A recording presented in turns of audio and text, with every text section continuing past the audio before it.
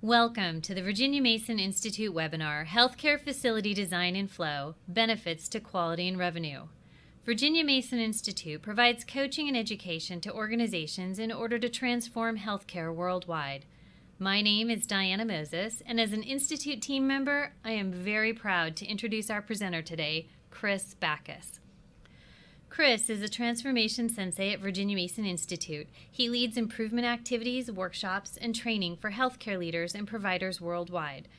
By embedding innovative methods into the lean concepts he teaches, he works with clients to unlock revolutionary thinking necessary to transform healthcare.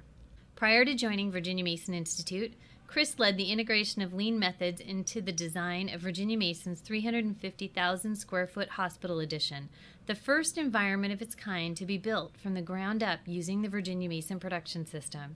He also led numerous improvement events using lean tools and methods to improve healthcare processes.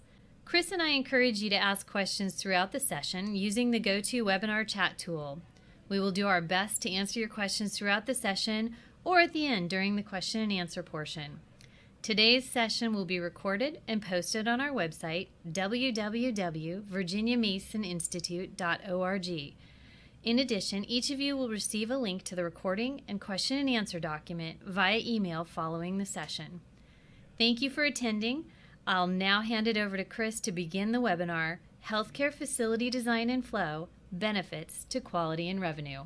Thanks, Diane. I appreciate this opportunity today to share with you this great story about how we engage lean thinking into our facility design to optimize flow in many settings. This all begins with our pursuit of the perfect patient experience. Patients are at the top of our strategic plan.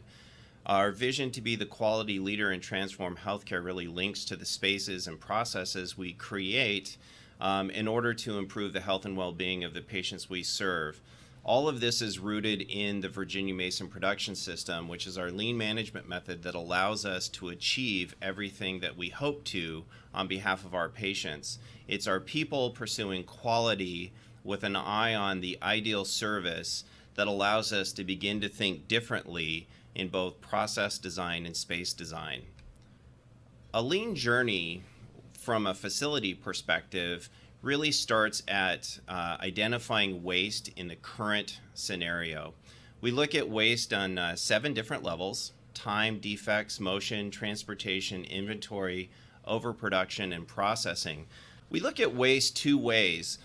The first way we look at waste is anything that's an activity or a space or service or product that we produce that is required by regulations. The opportunity for us at Type 1 waste is to still identify it as something that adds no value to the process, and by declaring it as Type 1 waste, we're able to think differently, design differently, and potentially find the best way possible to meet all code and regulation in reducing time and effort on the behalf of our staff and our team members.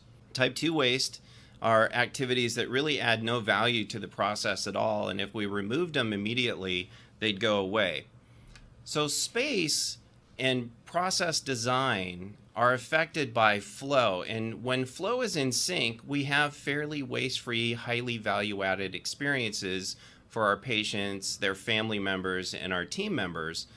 But when flow, or any element of the flows you see on this slide, are flows of medicine, starting with the patient, the family, providers, those who touch our patients, care for our patients, interact with our patients. So it could be someone at the reception desk all the way to people providing care at the bedside or clinic bench.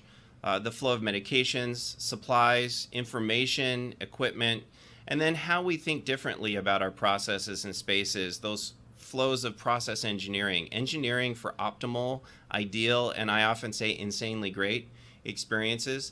When we think and optimize our flow, we begin to eliminate waste, improving the overall experience for everyone involved. Flow is very easily mapped. We can draw out our spaces, we can use our plans, and this example is the flow of patients and providers through 3 parts of our medical center. And in doing so, we realized if we do nothing differently and just add spaces onto our medical center, we'll increase the waste of both staff and patients. They'll have to travel to 3 different areas and take longer than necessary in order to receive an episode of care in a day. What you see on this board is actually the journey of a cancer patient who spent about 8.5 hours with us to receive 4.5 hours of care. And you can see that the flow of the patient represented in blue in this yarn, and the flow of the providers represented in yellow in this drawing show the reasons why it took so long. Patients were having to travel to many different areas to receive different pieces of their care, all adding to the overall time of the experience. The unfortunate thing about that time was very little of it was value-added time. Only about 40% of the overall patient experience was value-added. So by mapping these flows and understanding how they should come together, we were able to see the waste and the burden of work for both our providers and the burden of experience for our patients. So when we think differently about our facilities going forward, we need to balance 3 main priorities. The first and foremost is making sure that whatever we build, whatever we do to improve the level of service for our patients, we do so with an eye on safety for both our patients and for our staff members. We need to also think about capacity to provide care now and in the future. So this really challenges us to think about flexibility in our design. How can we build new facilities and new processes that serve the patients we have today with an eye on how things may change in healthcare so that our facilities can flex to new demands, new services, new products over time. Finally, the third and key element of this trifecta is the strong economics dimension. Maintaining facilities that allow us to care for our patients, grow our capacity to care for more, puts us in a far better economic position. Why is that so important for us in healthcare? If we keep an eye on strong economics along with a balance of safety and capacity to provide care, we wind up with facilities that work for us and also sustain our system, and that in a sense allows us to continue caring for patients into the future. So lean design really allows us to reduce patient and staff walking distance, returning more time for care, improving visibility for patients and our team members. One of the things we learned by studying the flow of information is that a great deal of information is communicated non-verbally by visual connection and proximity to one another. Exchanging information by being side by side where appropriate allows us to be more continuous and consistent in our care for our patients. Reducing burden of work for our team members allows us to free up that time to provide care for our patients. Overall throughput improvements allow us to care for patients that we have in our system today, as well as those who look to come to our system for care in the future.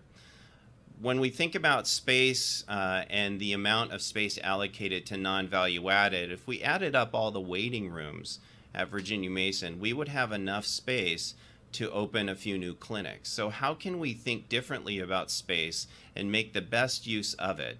One of the things I like to challenge teams with, if you have a facility that has waiting rooms, is it easy to think differently about processes that flow without waiting periods for patients?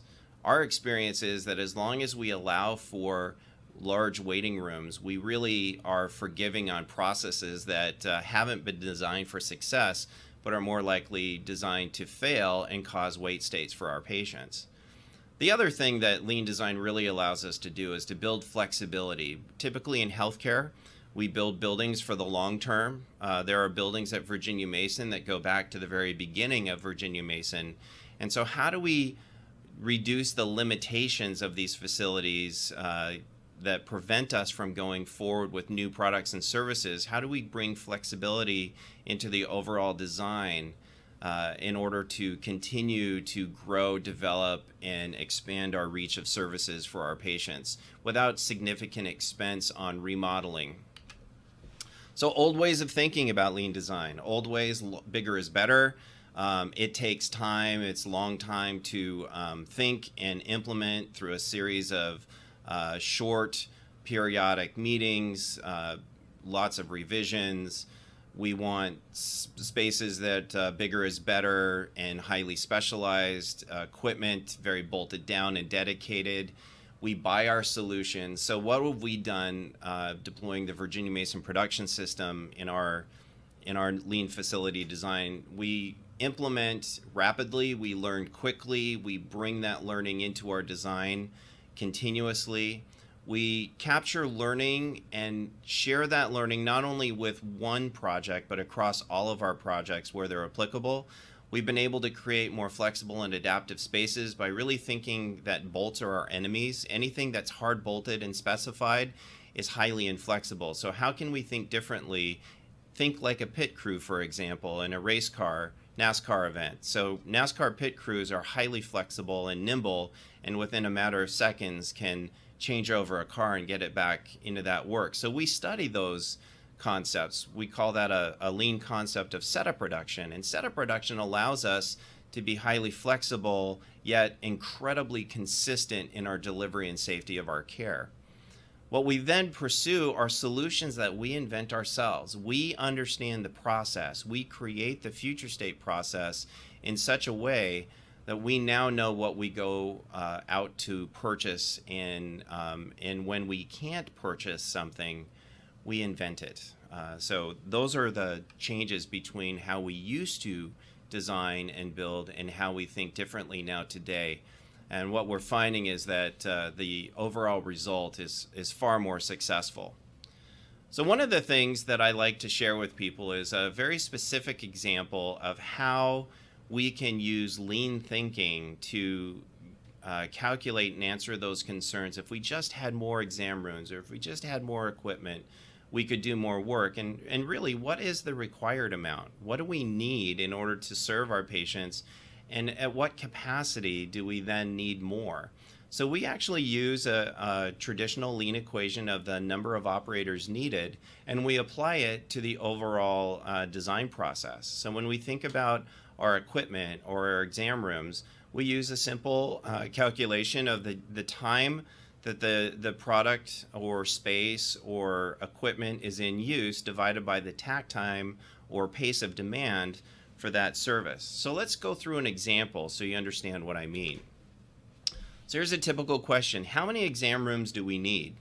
And the answer would be as many as possible if you ask people. But when we think with a lean lens, we start to understand a little bit more. First of all, we have to be clear about how many patients want to see us and how much time do we have available to see them. So we calculate takt time.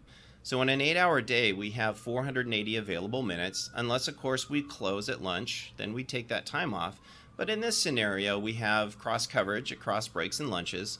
So we have all 8 hours or 480 available minutes to do work, and we had 48 patients who requested service that day. So really what that means is we have a takt time or pace for our process of 10 minutes. That's not 10 minutes for the patient experience, but really if you had a truly paced process, you would see someone leave your clinic about every 10 minutes. So once we understand takt time, it allows us to go a little deeper. So we do a little bit more observation, and we realize that from the time a patient went into exam room until the time they left that exam room, they were in there for about 40 minutes. And that's through direct observation. We tend to take mode metrics, the most frequently occurring numbers that we observe. We do a few observations for consistency.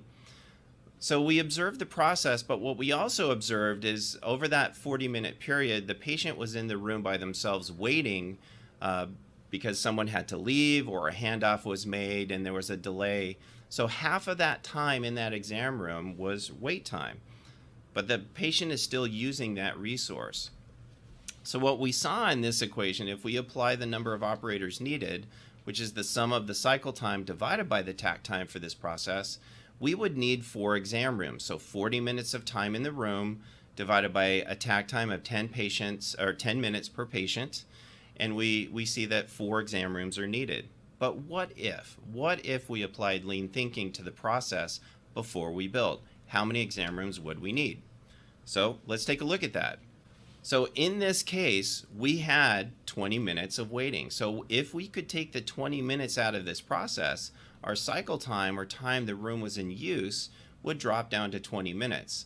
Our tack time wouldn't change because we're still trying to see our 48 patients in 480 minutes. So that's our tack time of 10 minutes.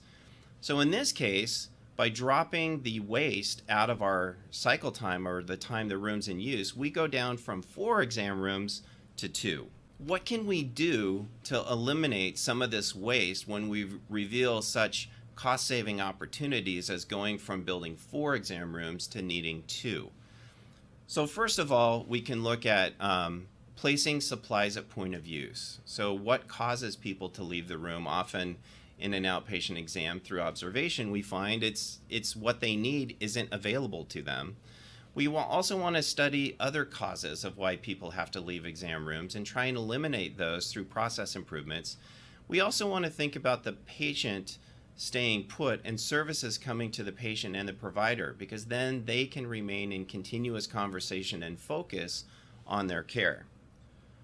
So what happens if you do have the space and capital to build 4 exam rooms to support this process? What could we do with that extra space if we actually improve our process down to needing only 2 for the current demand? We could grow the business, we could add providers to our mix, and really start to impact more the health and well-being of the communities that we're serving. So really what we say when we look at lean facility design is that in the traditional form follows function equation, we change it a little bit to say the lean form we're looking for has to follow lean function. So what's the best way to get to a new future state vision that serves patients in lean ways? We use a method called 3P. 3P literally stands for 3 Ps: production, preparation, and process. Production: who are we caring for? What are we trying to accomplish? If you're an outpatient clinic seeing patients, what you're trying to produce is a visit that meets the patient needs and leaves them with a clear understanding of what the next steps are. If you're an emergency department, what you're producing is a disposition of care for this patient. So based on their arrival and express needs and concerns, you work the patient up, you run labs, you run diagnostics, which will lead you to an understanding of diagnosis and therefore a plan of care, which may or may not require an admission to the system. But either way, everything that the emergency room does is to arrive at a disposition. Preparation: how can we think about the work we do today and how to make it better? So this is where process observation and understanding and putting the lean lens and is the work value added? Are the flows in sequence? Is there waste in our process? So that's that preparation. And then process: how do we think about creating a process that has no waste, that flows continuously and meets or exceeds the expectations of our patients, and does so by boosting the morale and reducing the burden of work for our team members? So why do we do a 3P? Well, we have new space opportunities. When new products or services are required or desired by our organization, or when our processes change so much, or we bring new thinking and new providers into the process. Another great reason for a 3P is to establish a new guiding vision that allows facility development, process changes, service expansions to occur as well. So how do we approach the 3P? The 3P is our way of establishing a future state vision. So this is where I ask teams to think, don't make things better. Think about what it insanely great would look like. Invent that, declare that, figure out how to make that work. So that's our first work in a 3P, is to go beyond where we are today, go way beyond it, harvest as many new thinking ideas as we can to create an ideal future state. Then once that future state is understood, let's figure out how to implement over time in such a way that we arrive at that ideal future state. So we use our 3 Ps to declare that ideal future state, which includes designs, which includes recommended layouts, which includes the synchronization and explanation of how all the flows come together to meet or exceed patient need and delight our staff members. But then we have to, once we've worked back to a plan of implementation, we have to deploy other thinking into our work, and that's our rapid process improvements, or Kaizen. So incremental changes from where we are to where we want to go. And we do that with whole team engagement, and we build over time as we sync up our work between the initial scoping of what we need to accomplish in a 3P, the 3P workshop, and the rapid process improvement workshops, or RPIWs, that follow that allow us to begin implementing. We want to make sure that we sync that up in such a way that our facilities start to develop as our processes begin to change. The value of this, of having the 3P to declare the vision and the roadmap to get to our future state, allows us to then move into the process of making the facility come to life through traditional design process. This is where we engage with our design partners and achieve a design that really would not exist unless we intentionally thought differently and brought new thinking, brought the lean lens into our work. Ultimately, at the end of the process, we have a fully informed facility that from the day we open our doors, we reduce waste, we improve quality, we increase our safety, we enhance the service levels, we achieve much greater efficiency, often in the form of throughput, and we create this culture that this is now a new laboratory. So this is this culture of continuous thinking.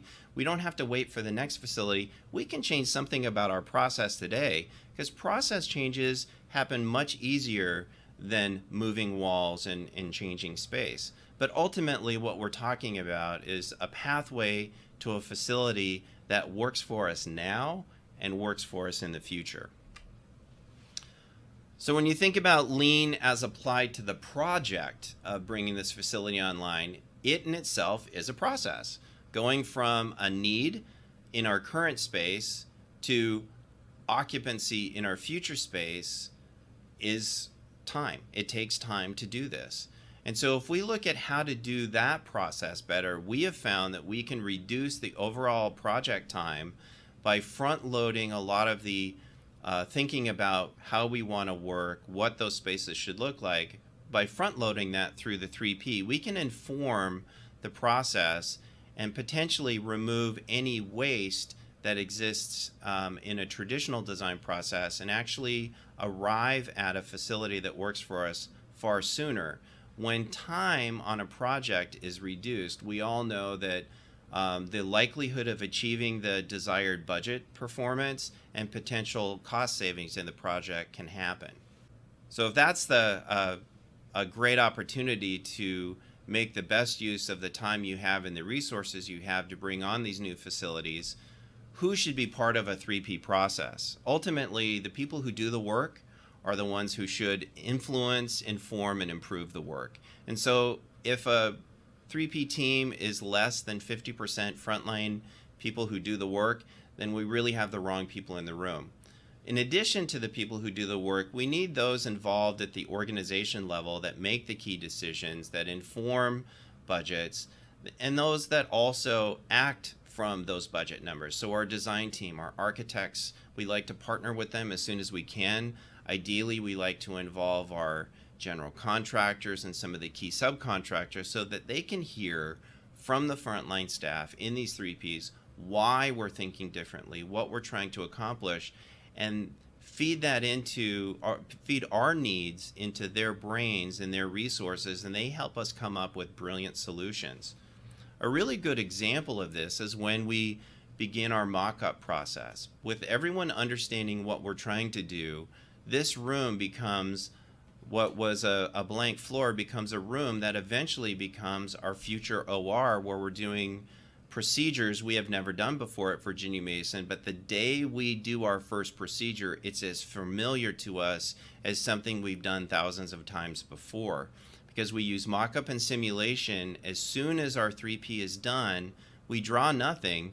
we build things. We build things, we test things, we move things, we treat it as real as possible in a scenario so that by the time we are ready to document our spaces, we can draw what actually will happen instead of draw an idea, evaluate it, change it, redraw it, evaluate it, change it, redraw it. So that's a very iterative process that we've been able to eliminate by taking our 3P ideas forward into immediate simulation, where everyone involved in the design process is observing our teams working, helping us to make the best choices possible.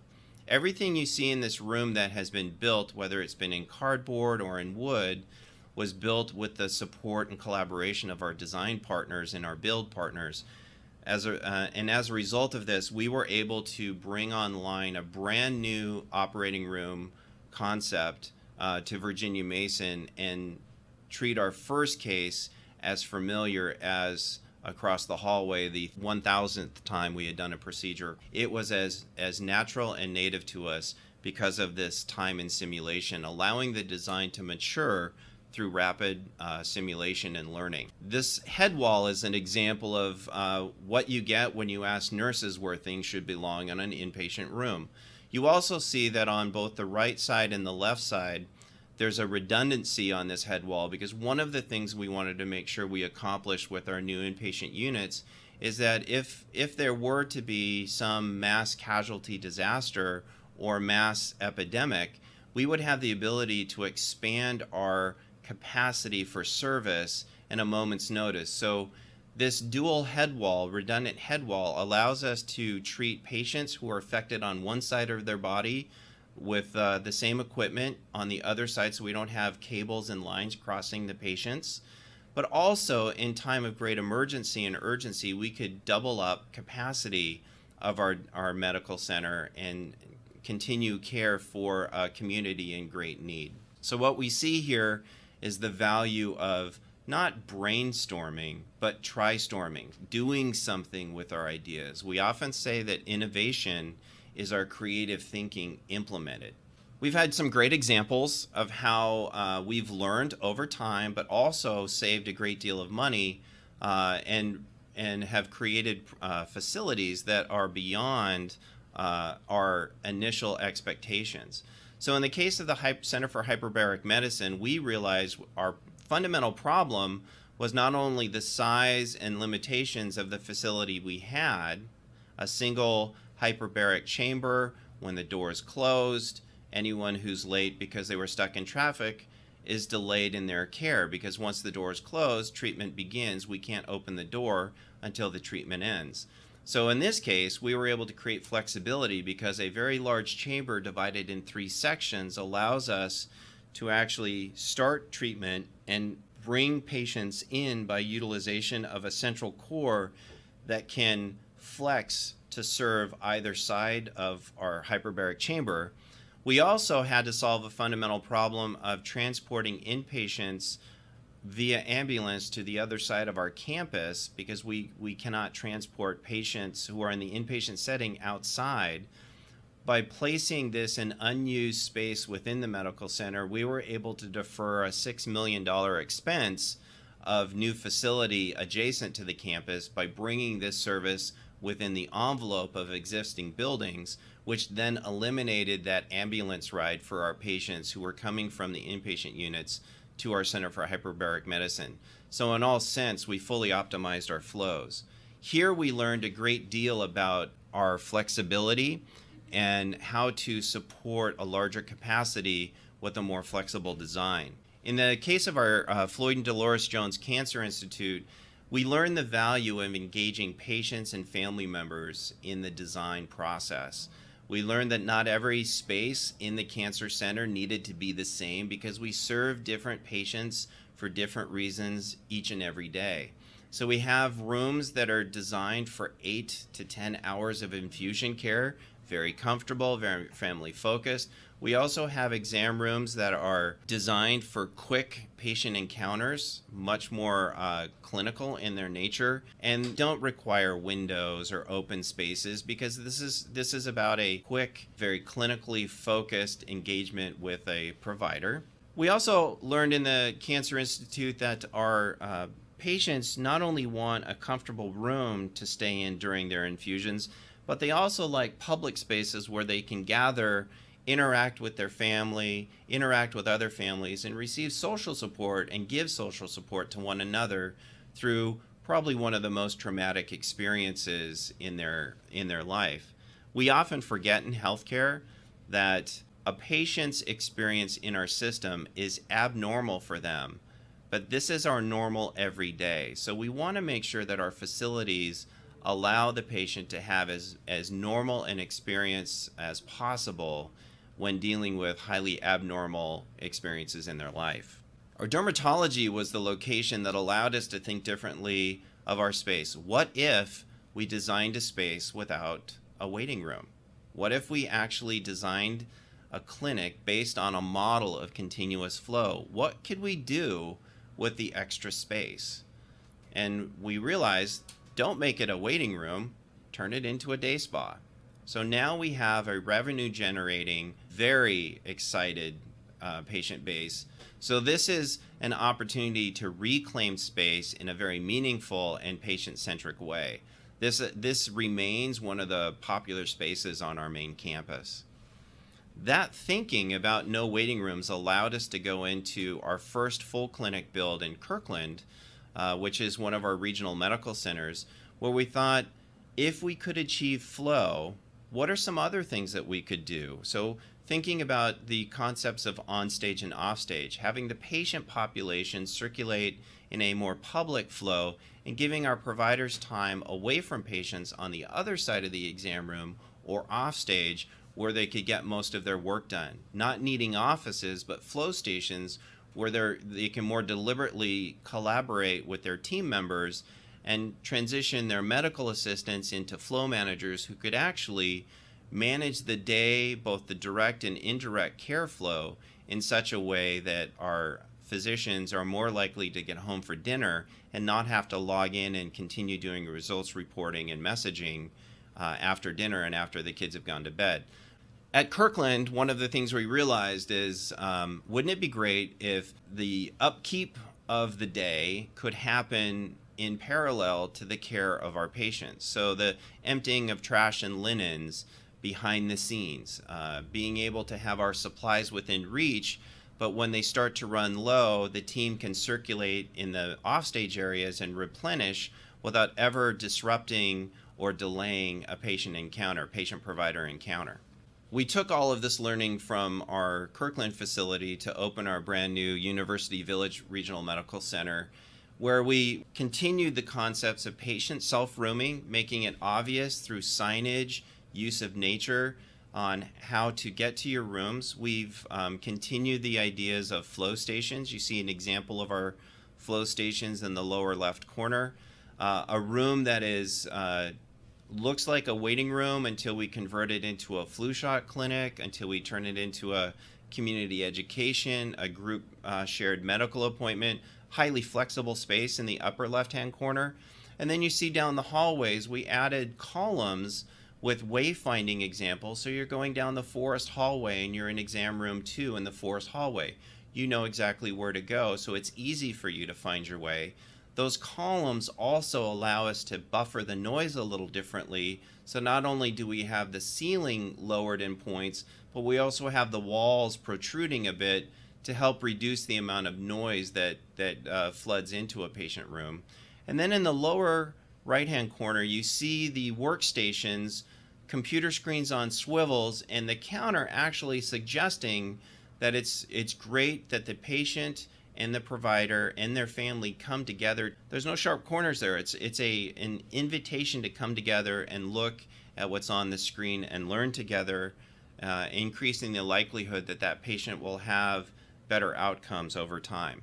Our largest project to date using lean thinking methods was a 300,000 square foot, $250 million project, the Floyd and Delores Jones Pavilion, where we applied all of this thinking and all of this learning to a combined procedure center, our emergency department, a new critical and progressive care unit, inpatient care floors, a specific inpatient care floor for oncology, one for total joint recovery patients, and also new operating rooms, including that hybrid OR that I mentioned earlier when I was discussing simulation. What we've been able to do with this facility is to grow, adapt, and modify the care we provide without any changes to the physical space. We change the process, we have flexible space. This facility has been open for over 5 years, and to date, not a single department has put in a request for any structural remodeling. So how do we do this with our design partners? What happens when the Virginia Mason production system and our 3P approach reaches out and engages our design partners? They help us get better with a facility that's more consistently built and more consistently on time with the highest quality possible. We've inspired them to think about parallel process, sub-assembly off-site, bringing air handling, mechanical planning in sections. We also had a great opportunity where our critical care bathrooms were assembled off-site, so each one was consistently built, high quality to the exact and similar specifications, and then brought in and installed in place, reducing the time to occupy our critical care unit by 50% from the build of our inpatient unit that preceded it. So overall, we find that traditional design is great. There's very smart people doing great design work every day, and yet there's a better way, and that's the way of integrating lean thinking, and in our model, integrating the Virginia Mason production system into everything we do. So what we find is we have a more engaged team throughout the process, the people on the front line, our leaders, our improvement teams. We find that the functional program, or the description of how we're going to provide care, is actually built before any design work or any space planning occurs, so that we can really optimize the process for flow. Once we have this roadmap for the future state of the process, there's nothing to say we have to wait for our new facility in order to operationalize it. So we begin operationalizing through rapid process improvement workshops immediately following our 3Ps, because the sooner we can get the changes in, every patient and every staff member has the opportunity for an improved experience, even in our oldest of facilities, because the process always makes things better when we design it with flow in mind. We find that Virginia Mason is the place for expertise. We don't need to hire in experts. Our own people are the experts, because it's our own people caring for our patients that know how best to influence what they need to do their work the best way, getting quality right the first time. We find that our footprints are created to support flow, not flow that fits into a footprint that seemed to make sense from someone else's idea. We understand the relationship between spaces and services, where they need to belong, and how they, in doing so, how they can optimize the overall performance of our processes and our service delivery. We find that our interiors become very simple and very meaningful, and they help convey many of the concepts of our Virginia Mason production system. And then the final thing is we learn that the greatest joy for teams moving into new spaces is not to stop improving, but that they can actually continue, and if not accelerate, new thinking to provide safer, higher quality, more effective, waste-free care. So these new spaces become laboratories for improvement and learning, all the while improving the patient experience. So really, that's my talk on the value of bringing lean thinking into design, using experiences from the Virginia Mason Medical Center and applying the Virginia Mason production system. One of my great joys is to be able to take this thinking and activity out to other organizations. And as many of the stories I shared with you at Virginia Mason, we've been able to replicate and create new stories from engagements we've had with our clients through the Virginia Mason Institute. Thanks, Chris. I'd now like to begin the Q&A portion of our webinar by posing a few questions we received from earlier attendees. First question is, should administrative assistants work virtually or another facility? How can administration meet with their providers, and is this an efficient process?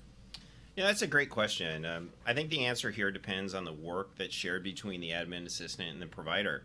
If the work is collaborative in nature, meaning you're talking all day long, I think the bulk of the work relating to and let's say it's about patient care, I think the proximity between the provider and assistant is critical because it's that seamless flow of information that allows work to get done without being paused, picked up later, and then you have to rethink it. So I think our experience and recommendation is that those who are most frequently collaborating through the day to provide high quality care really benefit from being located near one another. It really facilitates that seamless communication. So the answer isn't delayed and the patient or someone else isn't waiting for that answer to get to them. Great. The next question is what % more space is needed when there is staff hallway plus patient hallway? So the key here is that your space requirements need to be determined based upon your desired process and how you want that process to flow. This is a great example of when form must follow function. If we don't have the answer about the process, we tend to guess on space. My experience is that's when we make more space than necessary. We really shouldn't allocate space percentages until we understand those desired workflows and work output requirements. Another question came in was, how do we deal with a high patient need like oncology and high load practice with a minimal waiting area? Okay. So what we want to do is solving this dilemma of high demand, maybe high acuity, and minimizing the non-valuating spaces we talked about earlier in the webinar.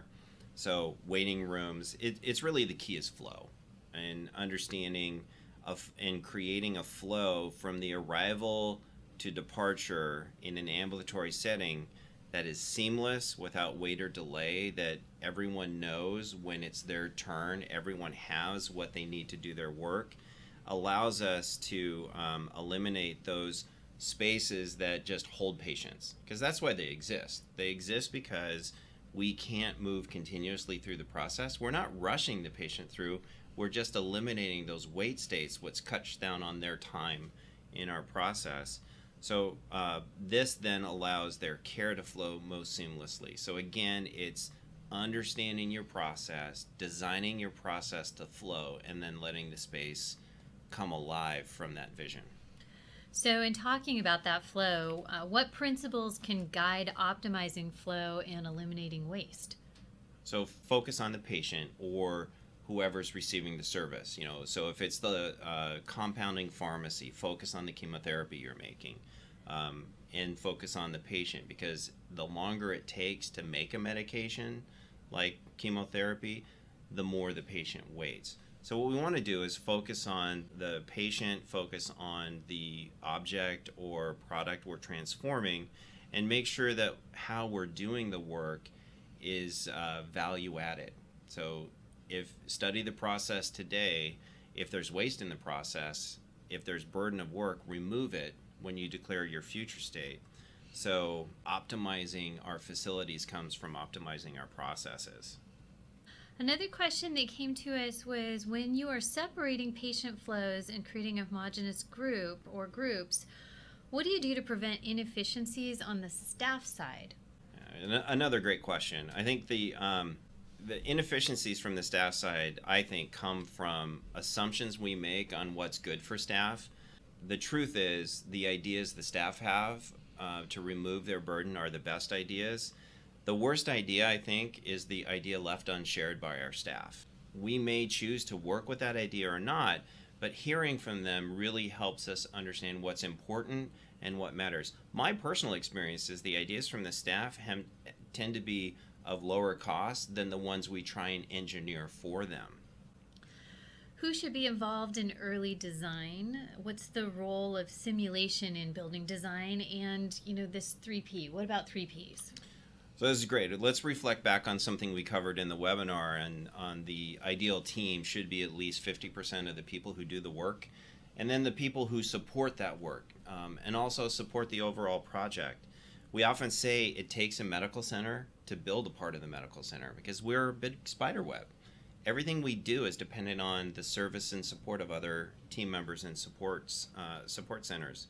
So facilitated 3P workshops really have allowed us to bring the right people in the room and have proven to be the greatest chance for building spaces that allow this care delivery to move forward the best way, the right way, the highest quality way, so that we get what we need from our facilities because our patients are getting what they need from us. I think new lean facility design works best when we really think about form following function. Let's not commit to space until we understand what we're trying to do the best way, the right way, the highest quality way for our patients. And then engage those people. If we know who's involved, engaging them early on is the surest sign for success for us. I think the teams you want to also include are those teams that often get forgotten because they're not at the bedside as often as nurses and doctors and techs or in the clinic. So think about pharmacy, think about your supply chain, think about your environmental services team, and also your facilities team who have a stake in bringing this project forward. When we all think about the same goal together, we have the greatest chance for success, and our facility is far more sustainable over time. Okay, so the next question I think is appropriate then. When the design is done, the groundbreaking is done, the C-suite now asks for it to provide lean patient flow without design changes. How do you do that? So that's a great question. Diana, you and I have actually talked with clients in very similar situations to this, and a 3P still makes a lot of sense. It's just your guardrails are now much more clearer. So one of the things we want to prevent, if at all possible, is any major change to the facility once it's built. But we can engage the team, simulate in these spaces as they're maturing to make the best use of what's been built. It's just out of respect for budgets and the work that's already been done, we don't want to change. We just want to throw the building out and say start over. That's far too costly and really impossible. What we want to do is leverage every square footage, every opportunity for improving flow to get the most ideal flow out of the facility we built. Regarding the post-build, since we're on that topic, do you feel that having workstations in each exam room is efficient? What about the client perception? How do patients feel about this? Workstations, printers, point of care testing, all of these things are opportunities we can bring into the exam room. But this is where we actually use some of our Virginia Mason production system tools, things like 5S. What is required every patient every day should be a point of use. So if you're planning to do real-time documentation, teaching and engagement with patients in flow, that makes a lot of sense to have the workstations in the exam room. If you're planning on the team just interfacing with patients, having conversation, then going somewhere else to document, then bringing a workstation into the exam room doesn't make a lot of sense because it'll be unused. So we want to sort necessary from unnecessary, place things at point of use where they're most effective. But again, it's how do you want to work and let the space come to life based on that desired workflow. Unfortunately, that is all the time we have for questions on today's webinar. Thank you, Chris, and thank you to all our attendees for your participation today. As stated earlier, the webinar is being recorded and will be posted on our website, www.virginiamasoninstitute.org, under the Knowledge Base. Additionally, all webinar attendees will receive the recording and a question-answer document via email following this session. We encourage you to leverage and explore our extensive knowledge base on our website, which includes case studies, articles, and helpful lean tools. We also invite you to connect with us on Facebook, LinkedIn, and Twitter to stay up to date on lean healthcare topics. If you are interested in continuing your learning, we have a variety of ways to support your education. You can learn about our training and services, including workshops, coaching and facilitation, and organizational transformation services on our website, www.virginiamasoninstitute.org. And you can email us directly at info@virginiamasoninstitute.org. Thank you again, Chris, and everyone for your participation in today's webinar.